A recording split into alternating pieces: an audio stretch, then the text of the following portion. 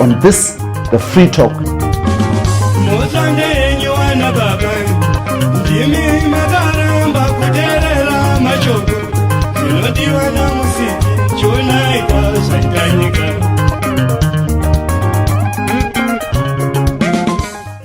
Those in the NGO sector, civil society, have accused the ZANU-PF-led government of going after dissenting voices, of trying to silence civil society ahead of the 2023 general elections. In fact, they think that the NGOs, or ZANU-PF has accused NGOs of meddling into politics and trying to unseat the government of the day. On this, the Free Talk, in proud partnership with the Frederick Newman Foundation, we are going to discuss this accusation with the spokesperson of Crisis in Zimbabwe Coalition,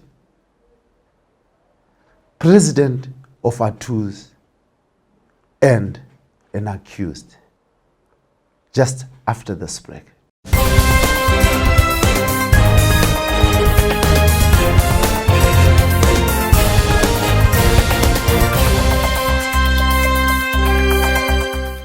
Welcome back to this, the Free Talk, in proud partnership with the Frederick Newman Foundation on Heart and Soul TV and radio. And I, your host, as usual, Dara Blessed Mhlang. We allow you to hear the voices of everyone, and we talk about all the things that you should be concerned about. In studio this evening, I am joined by Orber Masarao, spokesperson of Crisis in Zimbabwe Coalition, president of ATUS, and a guest of the state over the past month over allegations that he will talk about. Thank you very much, Orber, for joining us. Thank you, Blessed, for hosting us. Greetings, viewers. Now, let us talk about the reason why you have been in and out of remand prison over the past weeks. Yeah, I think the state of Emerson Mnangagwa has been throwing anything and everything at me. I'm still to understand the reason. Of course, they've been cooking one charge after the other. You recall sometime a couple of weeks ago, that was around 14 June, when they chose to arrest me and accuse me of murdering someone way back in 2016. I loved at first when they told me that they were going to arrest me.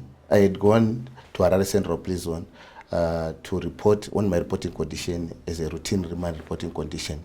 But then I was told that I was now being accused of murdering someone in 2016.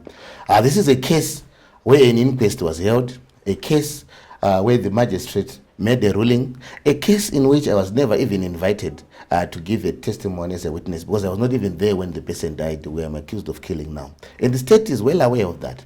But they went on to arrest me.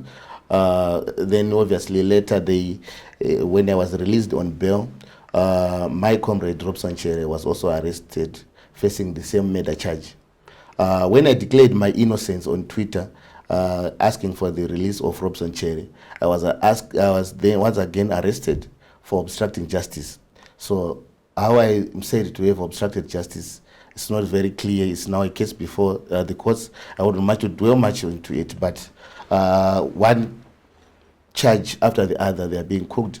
I maintain that we are very innocent. We are law-abiding citizens, but what we face is a regime which is in panic, a regime which is afraid of the citizens it claims to be leading.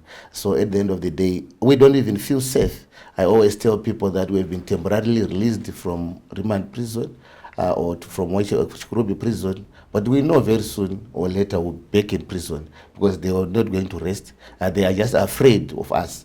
They will find anything and everything. They can even arrest me for the way I talk or the way I walk. I think there's always a crime that I can commit. One day I was arrested the other day for obstructing traffic whilst I was directing my wife into a parking space. So this is a state which is obviously looking for a way to victimize me, and they will always find a reason. But why is the state after you? Is there any reason that you think they should be after you? Because, I mean, we are a nation of close to 15, 16 million people. And why you? Yeah, it boggles the mind. At times I'm also confused. But one thing that is very consistent from their conduct is when we try to exercise our constitutional rights, as was the case on 12 January 2022, when we decided to gather as teachers to try to simply hand over a petition demanding a salary rise.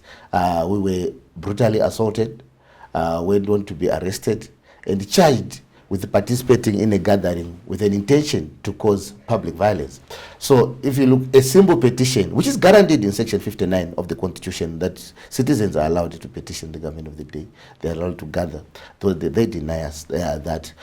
What we have also noticed is whenever we try to exercise these rights provided for in the Constitution, they tend to criminalize that. We wouldn't want to claim that we are the only people who are trying to stand for their rights, who are trying to defend labor rights for the workers, who are trying to demand civic space. A lot of people are doing it. Why us in particular, it is still a mystery to us. But they consistently arrested us for simply demanding the basics. In January 2019, they abducted me, tortured me, arrested me, and took me to the courts. Why? Because citizens had taken to the streets protesting against fuel rises.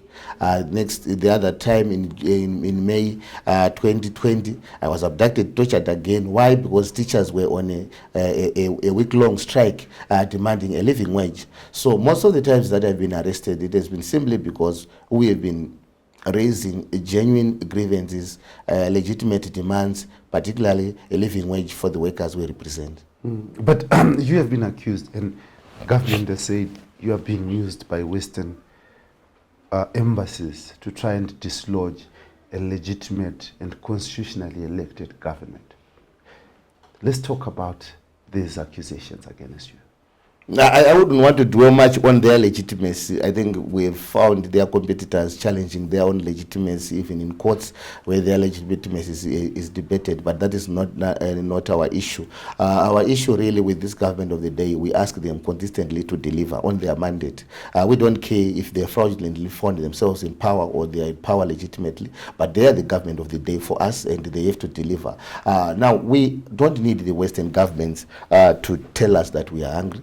We don't need Westerners to advise us that we need a meal on the table, to advise us that our children need to be sent to school. We don't need Westerners to tell us that we need health care, among other basics. So that's a big lie. We are not in any way influenced by the views of the West or the East, but we are influenced by the views of the teachers we represent, by the broader masses of our people we work with. So at the end of the day, any other accusation which try to place us at a level of puppetry to any establishment, that's nonsense. We know the puppets. We know the puppets, including the incumbent government itself. We have seen them running like headless chickens, trying to attract the attention of international financiers, trying to bootlick as much as they can. We have seen them even trying to pay former white farmers to give them resources which ordinarily would have assumed would have been used to compensate the farmers, the workers who were working for those farmers and are still struggling today. We know the puppets of the day, led by the incumbent government, are those who are desperate to get the attention of the West. But unfortunately, the West is not amused by whatever they've tried to throw at them. So at the end of the day, our cause has nothing to do with West. It has everything to do with the liberation struggle, which was fought for freedom, justice, and equality, where people really were fighting so that each and every individual in this republic can be afforded their basic rights, be it the right to vote freely without any influence. But just the previous election, we are yet to approach the courts, but still 40,000 civil servants failed to vote. Why? Because they were ordinarily disenfranchised. So these are the people who are betraying the legacy of the liberation struggle, which we stand on. When we are demanding a living wage, these were the same songs that they were being sung by those who fought for the liberation of this country. The liberation project, which remains incomplete, is what we simply seek to complete. But unfortunately, we have sellouts who have occupied state positions, and they are using those positions to frustrate all efforts to make Zimbabwe a good home for everyone. But the Second Republic has said it has improved, space in Zimbabwe, democratic space, civil space has improved, has opened, and even their conduct towards government employees, they say, is better than what was happening in the old dispensation. Those are lies, obviously, because you will know that right now teachers are opting to go to Rwanda where they earn around $250. So if the new dispensation was paying them well or treating them well, why would you go to a country where you are earning even $250 per month? Why would you choose to go to a country which is not guaranteed the enjoyment of your labor rights? If that was true, why do we have nurses leaving the country en masse to seek greener pastures? We no longer have nurses in our hospitals. What is very apparent is that the new dispensation is a very brutal right-wing grouping which doesn't care about the ordinary people, which is busy with the accumulating, stripping the state of its assets and laying them into private hands. That is what is so common under the new dispensation. But to try to protect their looting culture, they've also turned the institutions which are supposed to be protecting our people against the people themselves. You will know that we were supposed to hold a prayer rally just last week at Africa Unity Square. Having consulted with the police, having agreed that we can go ahead to have that prayer rally last Friday, on the last minute, we were advised the police were now invoking Section 10(1)(a) of MOPO, where they were now saying we can't clear your rally because it's less than 20 meters from Parliament. That is what is in Section 10(1)(a). But you go, it's almost 20 meters just to walk from Parliament building to Africa Unity Square. And we never had intention to hold the prayer rally next to Parliament building.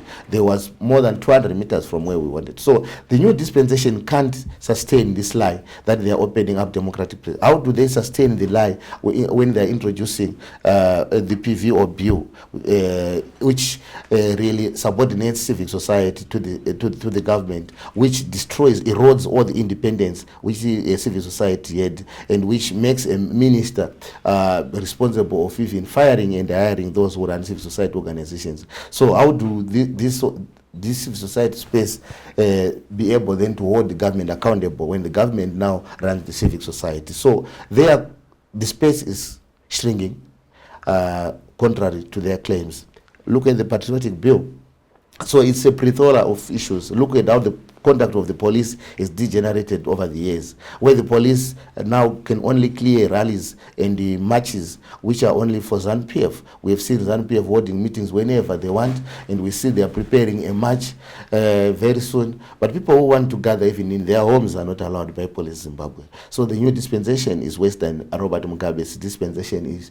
Competes with the Smith's dispensation, and I think what can only be the difference between Smith and Mnangagwa might be the color of their skin. But their attitude towards the common people are almost the same. Of course, Smith was a racist who would obviously favor the white persons. But Mnangagwa hates all the ordinary people, but would rather do business with the likes of Tagire at the expense of ordinary people. Look at how people are being displaced in Chilonga, how people are forced out of their ancestral homes.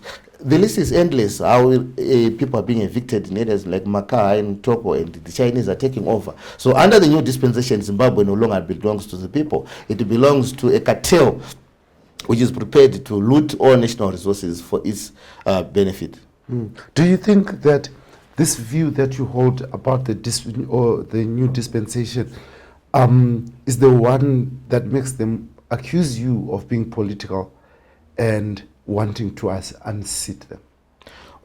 I wouldn't know what they view, what informs their flawed thought process.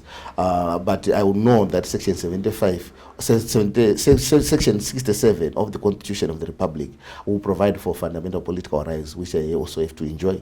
And to question how my nation is being governed, to question how the national resources are being distributed. I have a legitimate right to challenge whenever I see those mandated to distribute the national cake, choosing to channel it to their friends and cronies at the expense of the honored masses of our people, who include my mother, by the way, who is a peasant farmer who can't afford health care.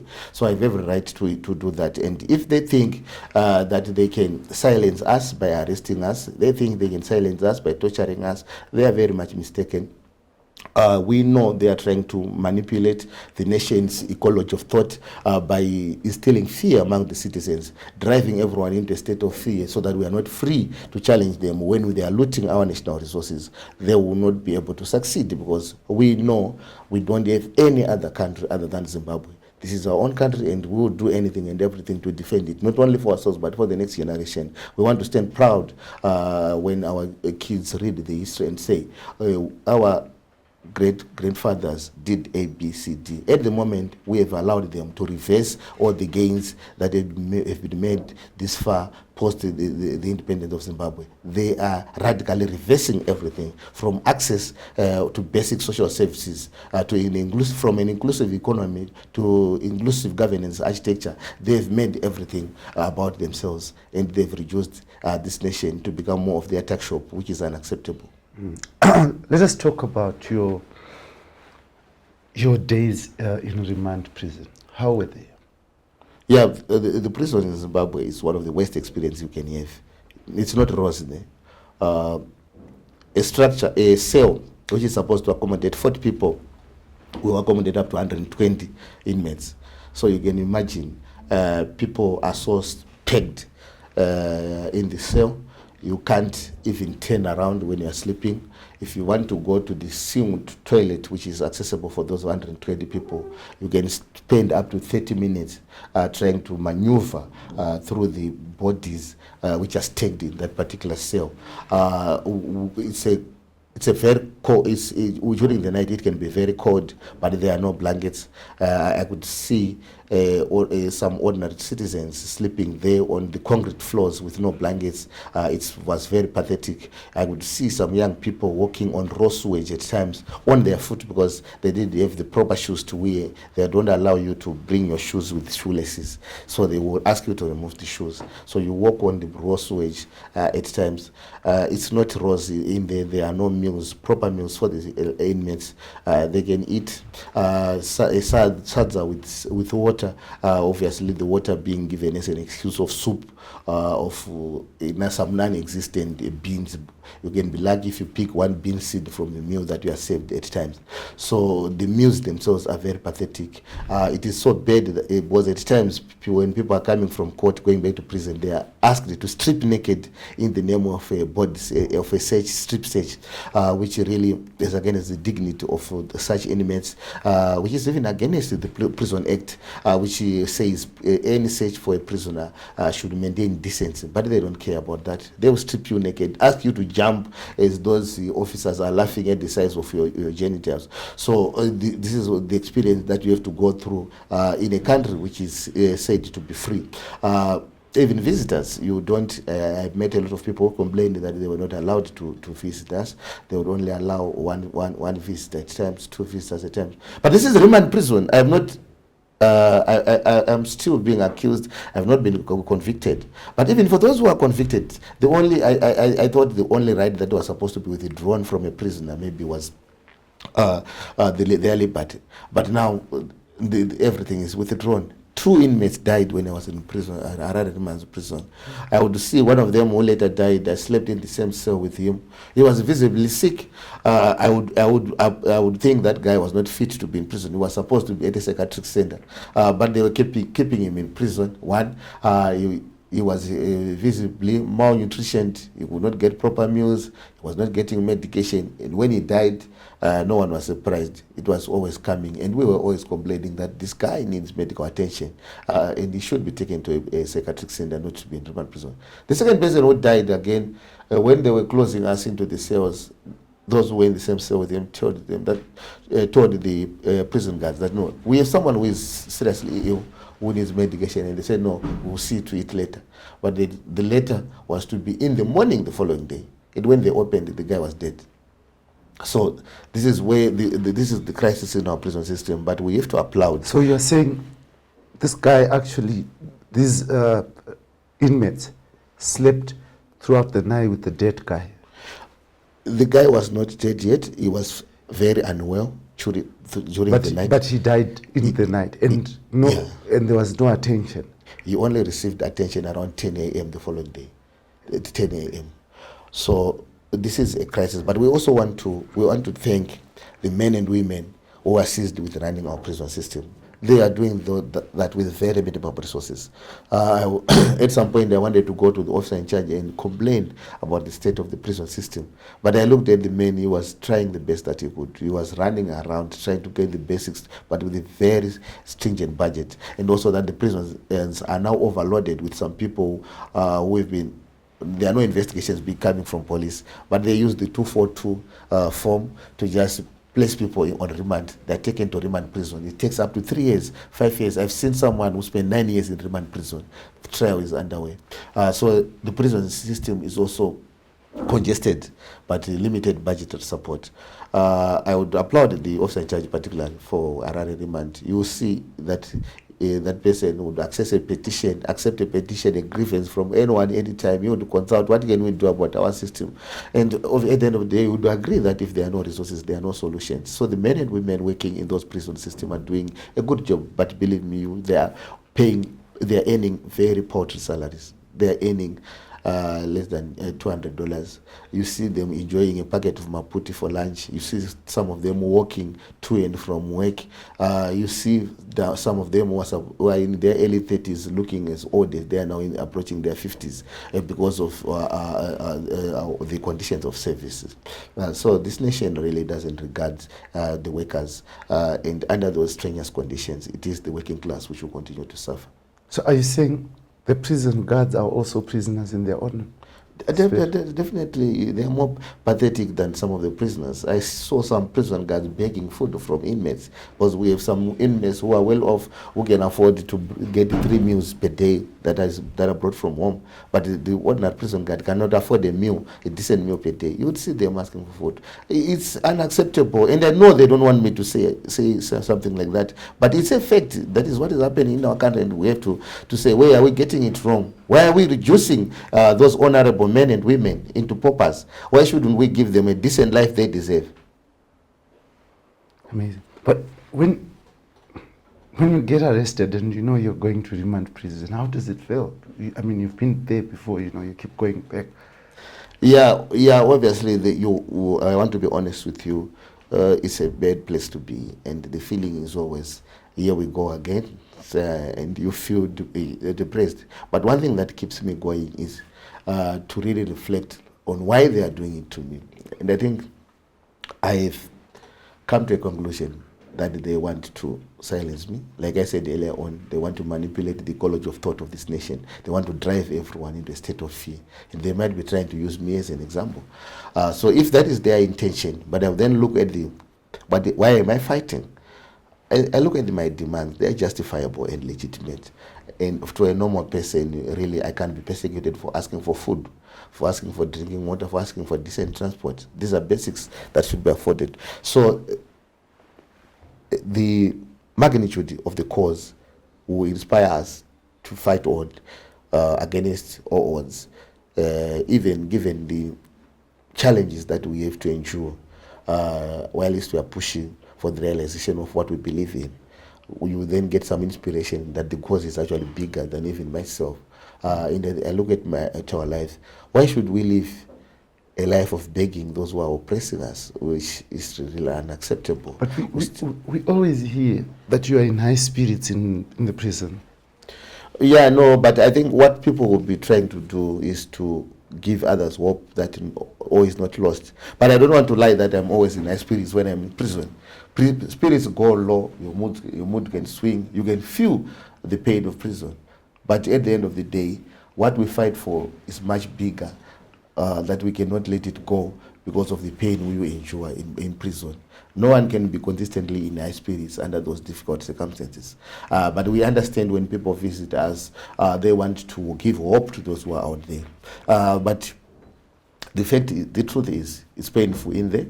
No one wants to be there. Even Job Sikhala, I know, I've been with him at Chikurubi. I know he's enduring the pain, but I know if I'm going to visit him today, he will smile at me. He will ask me everything that makes me feel good, and I can go back home saying Job Sikhala is okay, but it's not well in there for him. It is a responsibility of all those who claim to be in the same struggle with him, not to spend one day without doing something really serious to try to get him out. And really, we have to agitate by any means possible to try to get him out of that place. But this idea of trying to normalize what prison looks like, maybe this is the reason why people also tend to ignore when their comrades are in prison. There are no high spirits in prison. People are suffering in prison. Job Sikhala is suffering right now. The Nyatsime team is suffering right now. I was in the same cell. I would share meals with some of them from Nyatsime. I see the young men with their young women when they come to visit. When the young woman cry during the visit, it gets to the men. No one can be in the high spirits under such circumstances. I remember one of the young men who recently had a baby. He misses his children, of course. He misses his family. How can he be in high spirits?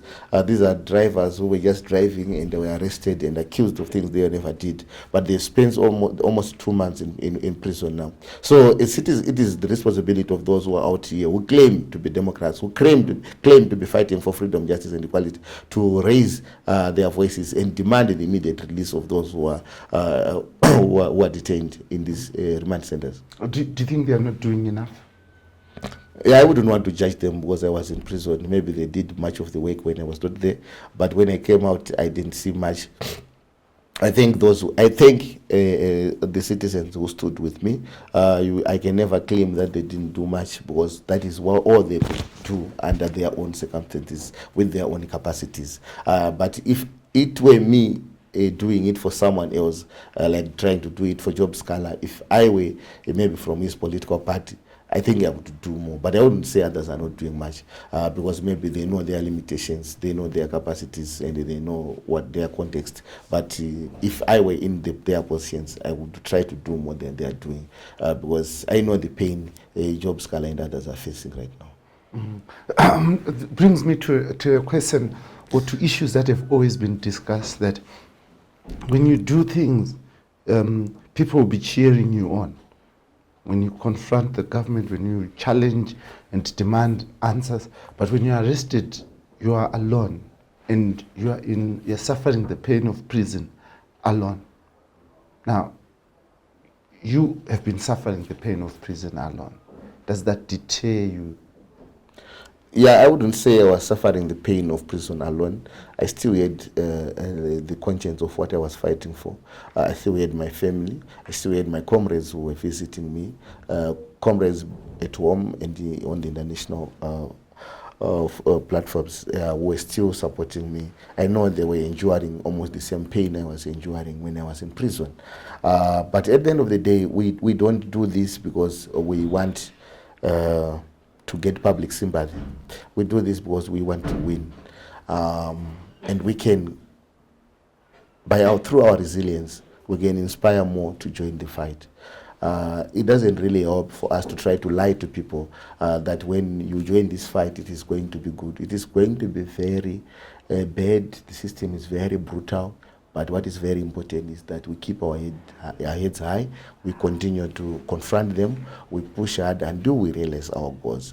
There was nothing to enjoy during the liberation struggle when people were even sleep on empty stomachs, walk for very long distances to join others in Mozambique, when Nyazonya is bombed, among other things. People have to endure that. But we are saying, can we really allow all those gains made by such a struggle to be reversed overnight because we want to protect our skin? Really, we know at the end of the day, we will call it a day, and we will not be part of this we will live. Maybe those who are going to be killed for political reasons will still die. Those who are going to die through an accident, they will still die. At some point, we will know of Blessed Mhlanga as part of the former life. And there will be a new group of people who will believe. What will they remember Blessed Mhlanga for? So the chase of a legacy of a republic which is inclusive cannot be frustrated by persecution of individuals. The cause is too big to be negated because we want to protect our skin. We have to fight through thick and thin until we deliver for our people. If we don't deliver, but at least let's leave a mark and let's leave a foundation for others to build on until Zimbabwe becomes a better. It is going to be very difficult to transform this society, but it needs people who are continuously agitating, people who are continuously pushing. I tell you, if we all relax, we will regress very fast, and it will take more years to rebuild this nation. When you're in prison, what happens to your family? How do they feel?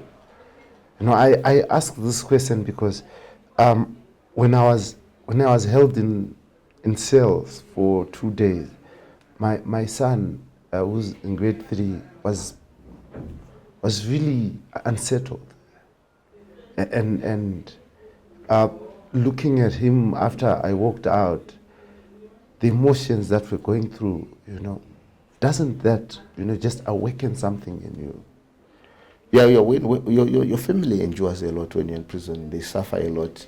I think they get more of the pain than you get when you're in prison. Remember, they are bringing you the meals. They are making sure you are well taken care of.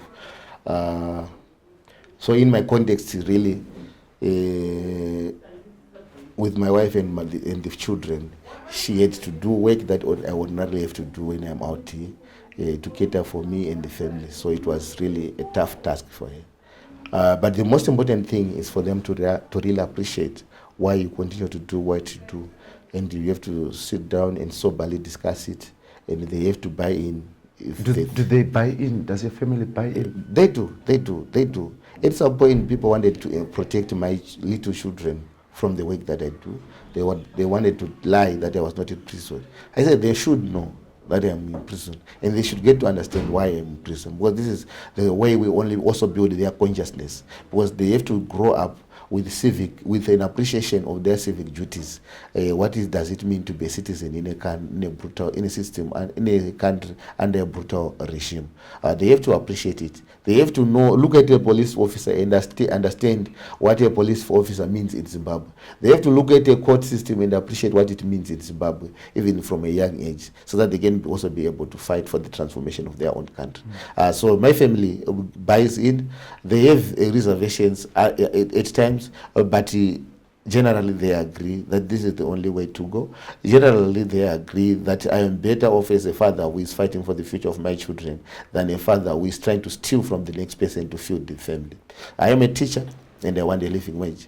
If I get a living wage, I can send my children to good schools. I don't have any substitute for that. That is my profession, that's my job, and that is where I should get my living. I want to take care of my family using my salary. I don't want to get into an extra hustle which may turn me into a criminal, into a petty criminal. So they understand that I'm a person who is trying to fight for a better life for them as my family. Mm-hmm. You know, you said that the intention is to silence you, but you are even talking more. Yeah. At the end of the day, look, blessed, this is our life. We don't have another life. So if I become silent, what happens to my children? So prison is failing to break you? Prison is a place which shapes you to be a better person. You have time to enjoy the hardships.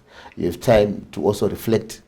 Look, if people were going to reform, that is why some would convert. Malcolm X, I know he converted in prison. When he left prison, initially he was just this street guy who would take drugs and do everything. But when he turned to ally in prison, he became more conscious of his civic duties. When he came out of prison, he was a fighter against the oppressive system. So what prison does to you, whilst you are going through the pain, you also reflect. Why am I here?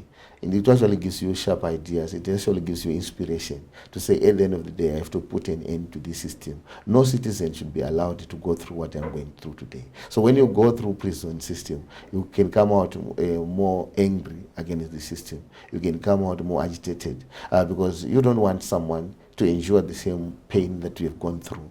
But by simply going silent, mute, how does that help the next generation? How does that help the next person? The next day it is going to be my son who will be in the same prison, enduring the same pain that I'm enduring today. How they felt as a parent. So at the end of the day, what we go through in prison really helps us to appreciate the magnitude of the task ahead of us and why it is important for us to continue fighting. I want to, you're talking about this horrible space, this government that you allege has failed to deliver freedom to the people of Zimbabwe. Now, what is the way forward? How do you move out of that dungeon into a better place? Yeah, I think the way forward is in the hearts and minds of the citizens of the country, because I think at the end of the day, people get a government which they deserve. We will get a life which we deserve. So if citizens choose that we want to remain docile, we will take instructions from the regime of the day. We don't want to vote. When there's still elections, we don't want to complain. When they deny us water, we don't want to complain. When they deny us food, we should sleep on it or pray about it.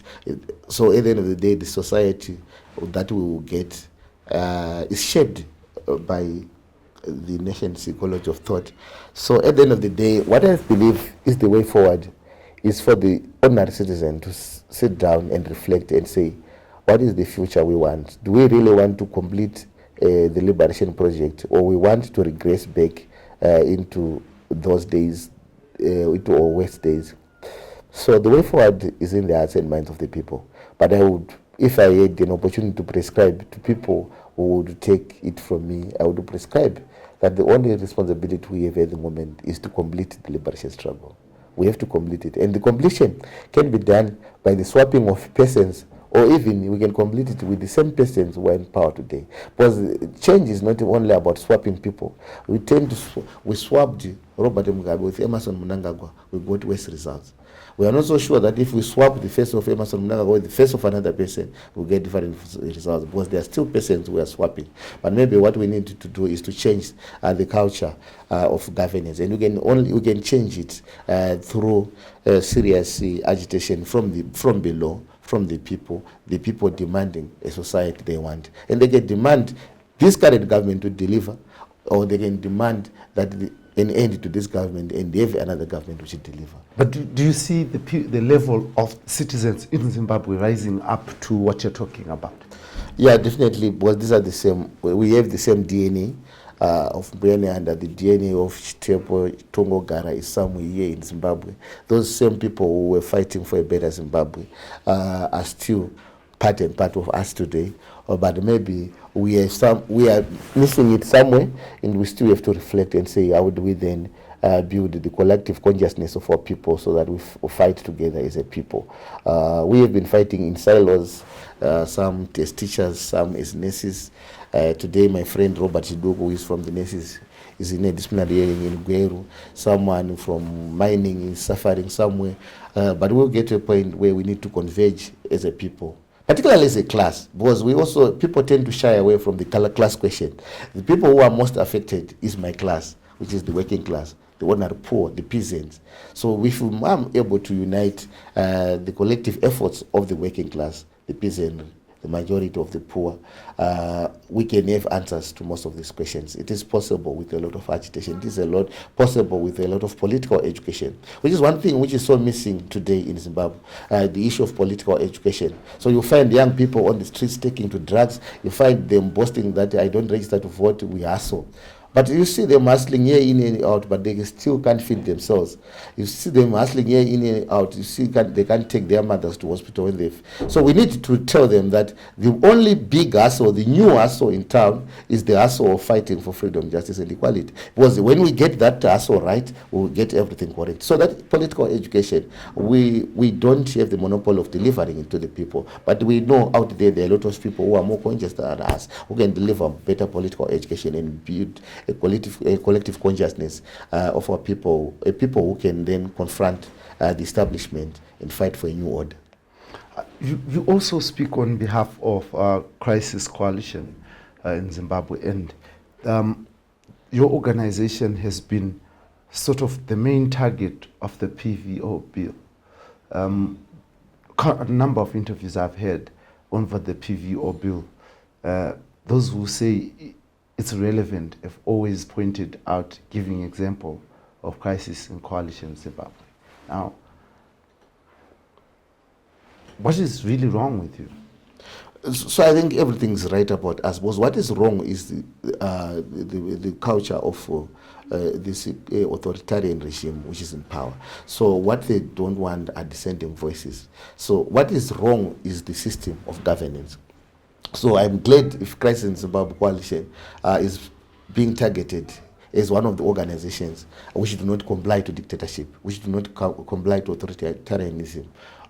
So at the end of the day, we at Crisis in Zimbabwe Coalition, we agree that there's a governance crisis in Zimbabwe. We agree that there's a crisis of social service delivery in Zimbabwe. We agree that there's an economic crisis in Zimbabwe. And that multifaceted crisis should be confronted head on. We need solutions to the national crisis. We can't bury our heads in the sand and pretend that we don't see the national crisis. We see the national crisis. We see them when they try to mutilate the constitution, and we challenge them. So that is why they hate us. But we are proud of the work that we are doing, and we will continue to do more for our people, try to push and fight back against this dictatorship. And we urge more citizens to really join the fight. But there are some people who think the government of Emmerson Mnangagwa will forgive them and say, okay, PVO bill, you guys, you have been good to us, you are going to be safe, but we are only targeting Crisis Zimbabwe Coalition. That's not true. At the moment, they will try to isolate individual organizations. When Crisis Zimbabwe Coalition is crushed, they will go to another institution, they will crush it, until we don't no longer have the same robust civil society we have today. So people should never be fooled. I've seen some people in civil society who have gone mellow because they think that the regime will then allow them to operate if they behave. This regime is not going to reward you for behaving. They will wait for a moment to deal with you. Of course, they will deal with those who are not complying first, and then later they will crush everyone. The intention is to ensure that no one holds them accountable. But when you say behave, can you explain what you mean? Yeah, because behave in the name. So it means you are misbehaving. So why are you misbehaving? No, but the behave that I have referred to is in quotes, because I'm saying this is a dictatorship. When a dictatorship asks you to behave, they are saying, I don't want you to complain when I deny you a meal. I don't want you to complain when I rig the election. I don't want you to complain when I deny you your freedom of association and assembly.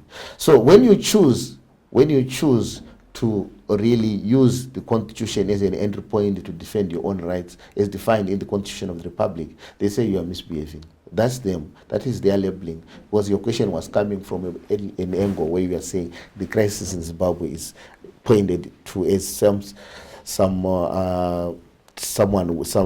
entity which is misbehaving. So at the end of the day, we are so proud of what we do because we know we are standing on the right side of history. So when I say behave, I know this dictatorship wants you to normalize abuse, oppression, and exploitation, wants you to take it as if it is so normal for you to live as a second citizen in your own country. You also said that you want your children or the young people to be conscientized about, they must look at the court system and know what it is like.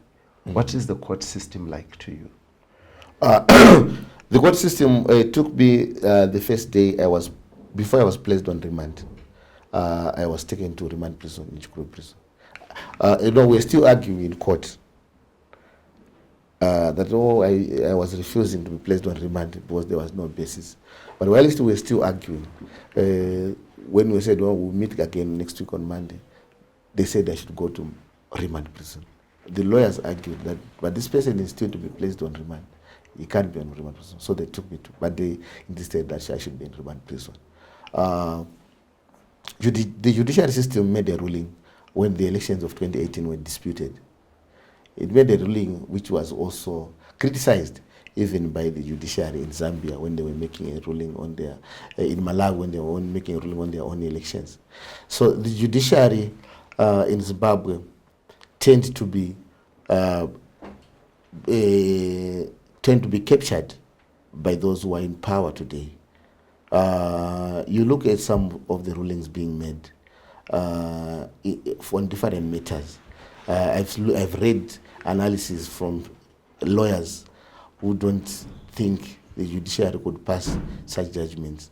When Job Sikhala was denied bail, I read a lot of analysis from legal minds who thought someone who is still to be convicted for any case can be said to have a propensity of committing crime. So when you look at some of those issues, you then say, is this judiciary really serving the interests of justice? Do they really protect our people, or they are protecting the interests of the executive? Yet we would assume that the judiciary is independent from the executive, so should be parliament. But so yeah. But you know that you are going to be before the judiciary, the judges and stuff like that, and you also know that even after you were denied bail at the lower court, you got bail at the high court. Now, is that not something to celebrate? You know, at times, and before this dispensation, you would go to court, and the prosecutors would look at the charge and say, no, we can't take this to court. Police, take this person back. We don't want him here. Adabgab, I remember, then you would go, when we walked from Tare to Harare, that was now under Mnangagwa, but the system was still to transform. We were arrested 4 times, but we were never taken to the magistrates. We were released. So they say, no, there's no clear charge here. You can't charge people for walking, you can't charge people for protesting, people for petitioning. But then, this time around in January 2022, we were charged for protesting.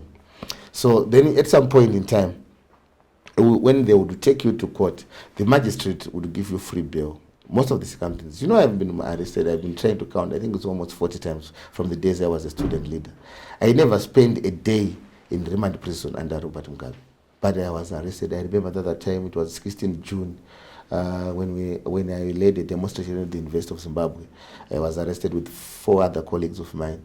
The moment we were taken to court, we were released on free bail.